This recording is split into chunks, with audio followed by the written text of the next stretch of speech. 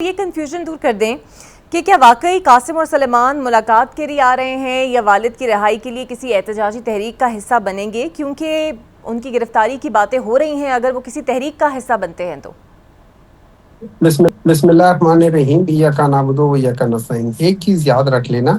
मैं हमेशा कहता हूँ कि यहाँ पे दो खानदानों में आप इनको आपस में एक जैसा ना तस्वर करना। एक खानदान जो गवाल मंडी पे पैदा हुआ था और पाकिस्तान से बाहर जाके उसने कहा कि जी हम तो पाकिस्तानी नहीं है, और वो ना अपने माँ बाप के किसी के लिए कभी पाकिस्तान वापस नहीं आए। और दूसरे वो लोग जो कि एक्चुअली पाकिस्तान में पैदा नहीं हुए, एक्चुअली सारी जिंदगी बाहर रहे, एक्चुअली तालीम और तरबियत हर चीज बाहर रही है, लेकिन वो ये कह रहे हैं कि अगर उनका बाप जिसको नाजायज तरीके से रखा गया है उसके लिए वो पाकिस्तान में आके उनके लिए आवाज उठाएंगे। अच्छा, अब ये याद रखना कि ये लोग पाकिस्तानी नहीं है, ये एक्चुअली ब्रिटिश नेशनल हैं, और इनके ऊपर सारे इंटरनेशनल लॉज और सारे मुल्क के लॉज भी होते हैं।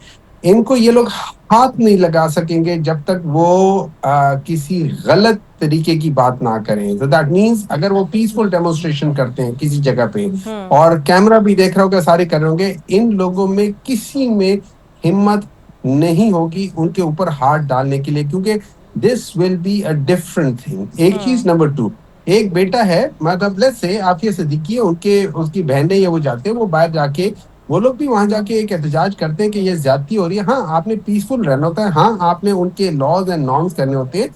आप आपके जो है ना वो right to assemble, right to movement, right to freedom of expression, ये अपनी जगह पर जरूर आती होती है। आपको उनको सामने रख के आपने देखना होता है और फिर बात करनी होती है, तो ये चीज नहीं है। अच्छा, ये पहले तो सारे ये कहते थे कि वो आ नहीं रहे, वो आ नहीं रहे, वो आ नहीं रहे। अब जब आ रहे तो इन सब के तोते भी उड़ गए। पहले तो ये लोग, इन लोगों ने वो कबूतर उड़ाए थे, अब इनके तोते उड़ रहे हैं। तो इनको मुझे समझ नहीं आती इनके साथ मसला क्या है। सर, लेकिन आप ये वाजे करेंगे कि यहाँ आने से पहले उनका अमेरिका जाना क्यों मकसूद है? लग तो ऐसे रहा है बज़ाहिर कि उन्होंने अमेरिका से कुछ उम्मीदें वाबस्ता की हुई हैं, हालांकि जो हालिया दौरा फील्ड मार्शल का हुआ, आपको लगता है उसके बावजूद अमेरिका कुछ मदद देखिए, करेगा? मुझे नहीं पता, मुझे उनकी आइटिनरी का नहीं पता कि वो अमेरिका में आइटिनरी वहां जाके वो लोग किसी रेस्टोरेंट में खाना खाएंगे, किसी से मिलने जाएंगे, किसी से काम करेंगे। मुझे उससे लेना देना क्या कि वो अमेरिका क्यों जा रहे हैं, मुझसे लेना देना क्या कि वो यूरोप जा रहे हैं या नहीं जा रहे हैं, मुझे इससे लेना देना क्या। देखिए, मेरे लिए इम्पोर्टेंट ये है कि पाकिस्तान में एक शख्स है, एक शख्स नहीं है,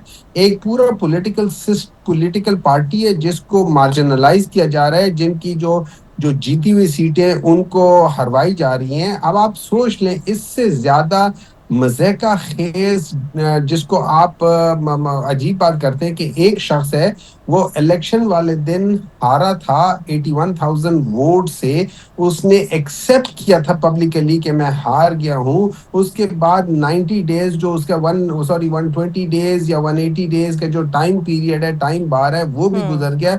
उसके भी एक साल बाद उसको होश आया कि जी ये तो मसला हो गया। और फिर मजे की बात है, सम टाइम बार पीरियड के बाद उसने इलेक्शन कमीशन को लिखा, और इलेक्शन कमीशन जो उनका सेक्शन 9 की बजाय सेक्शन 8 और 5 को लेकर चल रहा है कि हाँ जी हम जिसको मर्जी चाहे जो मर्जी खोल ले। मतलब मुझे समझ नहीं आ रही कि ये हम लोग जा किस तरफ रहे हैं। अगर यही तरीका है और आप लोगों ने इसी तरीके से सब कुछ करना है तो फिर और दुनिया क्या कह रही है, ये मैं नहीं कह रहा, ये आप नहीं कह रहे, ये दुनिया कह रही है कि पाकिस्तान में इस वक्त डेमोक्रेसी नहीं है, पाकिस्तान में इस वक्त अथॉरिटेरियन रिजीम है। नंबर टू, दुनिया कह रही है जो वॉच डॉग्स हैं, ह्यूमन राइट्स वॉच डॉग है, ये वो ह्यूमन राइट्स वॉच डॉग है जो कहते हैं पैलेस्टाइन में इस वक्त जुल्म हो रहा है, वो कहते हैं पाकिस्तान में भी इस वक्त ऑप्रेसिव रिजीम है।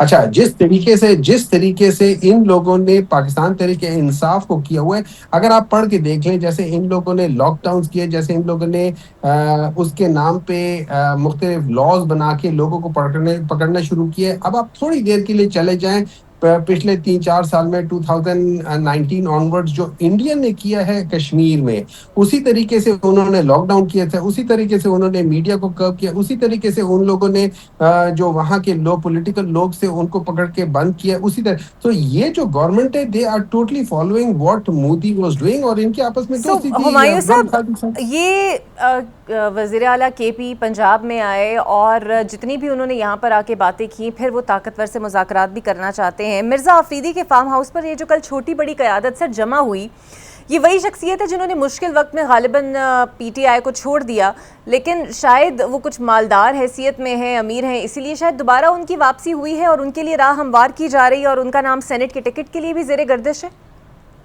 क्या ये जहांगीर तरीन से ज्यादा मालदार है? क्या ये अलीम खान से ज्यादा मालदार है? देखिए, मालदार हर एक इंसान होता है, बहुत सारे ऐसे लोग हैं जो बड़े मालदार हैं इस मुल्क में हम्म। हैं, ठीक है।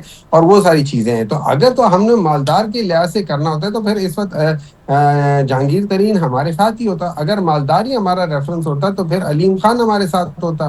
देखिए, हम्म। ये सारी चीजें आप जब आप मेरे ऊपर इल्जाम लगाएंगे, मेरे थोड़े से देख तो लेना कि मेरी हिस्ट्री क्या है क्या नहीं है। अगर ये मालदार होता और उसने पाकिस्तान तहरीक इंसाफ को छोड़ा हुआ होता है या उसके साथ ना किया होता, तो फिर मुझे एक बात बताएं, ये इस वक्त इसकी हैसियत ऐसी थी कि ये जो केयर टेकर गवर्नमेंट में ये किसी बड़ी इंपॉर्टेंट पोस्ट पे होता है, इसके कनेक्शंस इतने हैं, ये हम्म। बना चुका होता है जैसे बाकी लोगों ने बना दिया। कोई कहीं मिनिस्टर बन गया, कोई चीफ मिनिस्टर बन गया, कोई प्राइम मिनिस्टर बन गया, ये भी उस तरह कर जाता। ऐसी तो कोई बात नहीं है। हालांकि ये याद रखें, ये भी आजाद ही खड़ा हुआ था, ये तो पीटीआई के टिकट पे नहीं हुआ था, उसके बाद ये पीटीआई पे आया हुआ है। और दूसरे लफ्जों में इस वक्त पाकिस्तान में सबसे ज्यादा मुश्किल पीटीआई पे है। मुझे एक बात बताए, एक आदमी है जिसके पास पैसा भी है, एक आदमी जो है सब कुछ कर सकता है, उसका दिमाग खराब है कि वो पीटीआई की तरफ से सेनेट जीते, के जहां पे सारी चीजें just because of label of PTI every force will go against him.